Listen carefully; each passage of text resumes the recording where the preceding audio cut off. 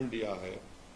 उन्होंने जो अभी तक जजमेंट अपलोड नहीं हुआ है, जो मीडिया से जो हमने पढ़ा है, खासतौर से लाइव लॉ हो या बार एंड बेंच हो, जिसमें उस जज साहब ने कहा है कि the main thrust of my judgment is the entire concept of ERP was not essential to the dispute. और उन्होंने कहा है कि कर्नाटका हाई कोर्ट ने the high court took a wrong path. It is ultimately a matter of choice and Article 14 and 19। तो ये बात justice Dhulia साहब ने कही है कि it is ultimately a matter of choice, कि ये अल्टीमेटली एक मैटर ऑफ चॉइस का हिस्सा है।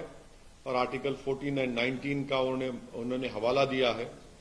और साथ ही साथ उन्होंने कहा है कि the foremost question in my mind was education of the girl child. Are we making her life any better? It is common knowledge that a girl child, primarily rural and semi-rural, has a lot of difficulties. They have to do daily household chores before going to school. और उन्होंने important बात justice Dhulia साहब ने कही है अपने judgement में, जो एक्सर्प्ट मिला है। I felt that the judgment in BJ Emmanuel squarely cover the issue. तो अगर आप जस्टिस बीजे इमानुअल का जजमेंट देखेंगे, जिसमें जस्टिस चिन्नाप्पा रेड्डी ने अगस्त 11, 1986 को यह कहा था कि suspending students based on their consciously held religious belief violated the constitution. तो हम तो ये उम्मीद कर रहे थे कि आज रेजोल्यूशन हो जाएगा, मगर एक सुप्रीम कोर्ट के जज का जजमेंट हिजाब के फेवर में आया है। और जो हाईकोर्ट का जजमेंट था, मेरी राय में it was bad in law, bad in terms of its contents, or it had misused Quranic commentaries and translation. This has serious ramifications, should not have been allowed. ये जो कर्नाटका की मुस्लिम लड़कियां हिजाब पहन रही हैं, इसलिए पहन रही हैं क्योंकि कुरान में अल्लाह सुब्हानहू व तआला ने उनको ये कहा है, हुक्म दिया है, और वो इसलिए पहन रही हैं कि कुरान में अल्लाह ने कहा है।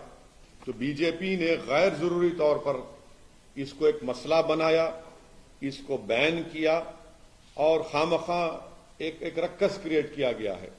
तो ये मेरी इनिशियल राय है।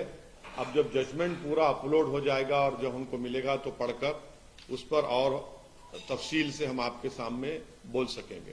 कर्नाटक हाईकोर्ट ने सर सवाल किए थे कि हिजाब जो है कंपल्सरी प्रैक्टिस नहीं है सुप्रीम कोर्ट, तो इसीलिए मैंने कहा है कि जो हाईकोर्ट का जजमेंट था वो it was bad in law, और उसके कंटेंट में भी वो खराब था, और उन्होंने गलत कुरानिक कमेंट्रीज एंड ट्रांसलेशन को इस्तेमाल किया।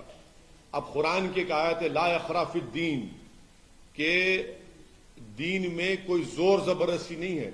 वो हिजाब के लिए इस्तेमाल नहीं हुई थी, वो रिलीजन के एक्सेप्टेंस में इस्तेमाल हुई थी। उलमा इकराम ने कहा तो आपने उसको हिजाब पे डाल दिया।